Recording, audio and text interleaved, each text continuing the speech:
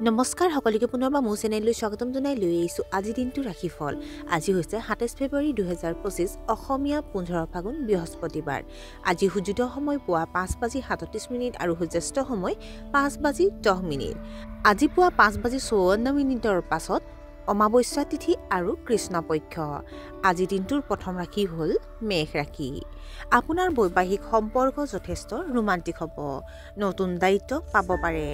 আপোনাৰ ৰিস্কি বিনিয়োগ আপোনাৰ বাবে লাভজনক বুলি প্ৰমাণিত হ'ব পাৰে। অংশীদাৰিত্ব ব্যৱসায়ত আপোনাৰ যথেষ্ট অগ্ৰগতি হ'ব পাৰে। যুৱক যুৱতীসকলে লাভ কৰিব পাৰে প্ৰেমৰ প্ৰস্তাৱ।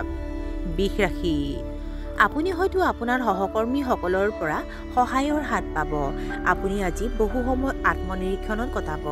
ছ'চিয়েল মিডিয়াত গুৰুত্বপূৰ্ণ বিষয়ত আলোচনাত আপুনিও জড়িত হ'ব পাৰে। ব্যৱসায়ত কিছু অভাৱ অনুভৱ কৰিব। আপোনাৰ বৈবাহিক সম্পৰ্কত ঘনিষ্ঠতা অনুভৱ কৰিব। মিথুন ৰাশি। অপ্ৰয়োজনীয় খৰচ নকৰিব। আপুনি নতুন শক্তিৰে ভৰি পৰিব। কঠোৰ পৰিশ্ৰমৰ পিছতহে আপুনি সফলতা লাভ কৰিব। নিজৰ চিন্তাবোৰ অচিনাকি মানুহৰ লগত শ্বেয়াৰ নকৰিব। ঘৰৰ কাম কাজত আপুনি সম্পূৰ্ণ মনোযোগ দিব নোৱাৰিব। কৰ্কট ৰাশি। ধৈৰ্যৰ অভাৱত গুৰুত্বপূৰ্ণ সুযোগ হেৰুৱাব পাৰে। আপোনাৰ বাক্য নিয়ন্ত্ৰণ কৰিব লাগিব। অপ্ৰীতিকৰ কামত আপুনি আগ্ৰহ প্ৰকাশ কৰিব পাৰে। শিশুৰ লালন পালনৰ প্ৰতি গুৰুত্ব দিয়ক। অনলাইন পে'মেণ্ট কৰাৰ সময়ত অতিৰিক্ত সাৱধান হওক। সিংহ ৰাশি। নতুন বস্তু কিনিব পাৰে। পুৰণি ঋণ পৰিশোধৰ বাবে দিনটো অতি উত্তম। পৰিয়ালৰ অভিজ্ঞ সদস্যৰ পৰা পৰামৰ্শ নিশ্চয় ল'ব। ব্যৱসায়ীসকলৰ বাবে দিনটো অতি শুভ। আপোনাৰ সামগ্ৰীৰ মানদণ্ডৰ প্ৰতি গুৰুত্ব দিয়ক। আপোনালোকৰ প্ৰেমৰ সম্পৰ্কবোৰ মজবুত হৈ পৰিব। কন্যা ৰাশি। সমাজত আপোনাৰ সন্মানক লৈ আপুনি চিন্তিত হৈ পৰিব। বৈদ্যুতিক সঁজুলিৰ বিজুতি হ'ব পাৰে। জ্যেষ্ঠ বিষয়াৰ লগত তৰ্ক নকৰিব। আপোনাৰ নতুন ব্যৱসায়িক অংশীদাৰিত্ব হ'ব পাৰে। ৰাজনীতিৰ লগত জড়িতসকলে বক্তব্য দিয়াৰ সময়ত সাৱধান হোৱা উচিত। তুলা ৰাশি। আপোনাৰ কৰ্মদক্ষতা বৃদ্ধি পাব। আপুনি হয়তো কাৰিকৰী বিষয় অধ্যয়নৰ প্ৰতি আগ্ৰহ প্ৰকাশ কৰিব। আপুনি আপোনাৰ পৰিয়ালৰ সদস্যৰ সৈতে মজাৰ ভৰা সময় পাৰ কৰিব। মানসিক চাপ আৰু বিভ্ৰান্তিৰ সৃষ্টি হ'ব পাৰে। পাচনতন্ত্ৰৰ সমস্যাৰ সন্মুখীন হ'ব লাগিব।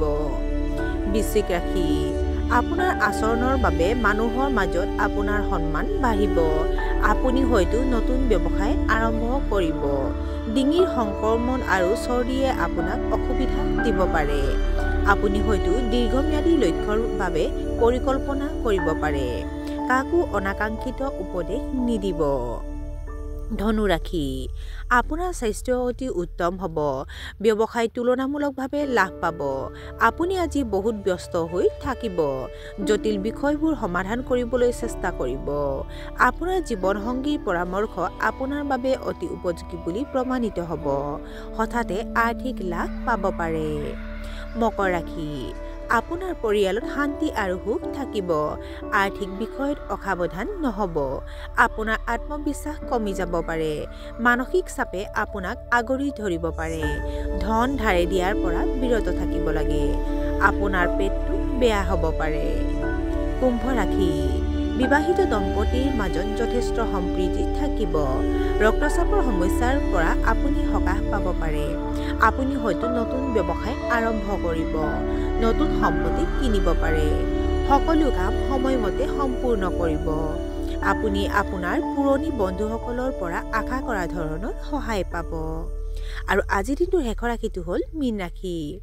মানসিক অস্থিৰতাৰ বাবে আপোনাৰ একাগ্ৰতাৰ অভাৱ হ'ব। একেলগে বহু কাম কৰিব লাগিব। আপোনাৰ সন্তানক লৈ গৌৰৱ অনুভৱ কৰিব। বন্ধু বান্ধৱীক অন্ধভাৱে বিশ্বাস নকৰিব। আপোনাৰ ফোনটো ক্ষতিগ্ৰস্ত হ'ব পাৰে। পৰ্যাপ্ত পৰিমাণে টোপনি ল'ব লাগে। আৰু আজিৰ দিনটো ৰাশিফল ইমানতে অন্ত পৰিছে। আশা কৰোঁ আপোনালোক প্ৰত্যেকৰ আজিৰ দিনটো সুন্দৰ হওক। ধন্যবাদ।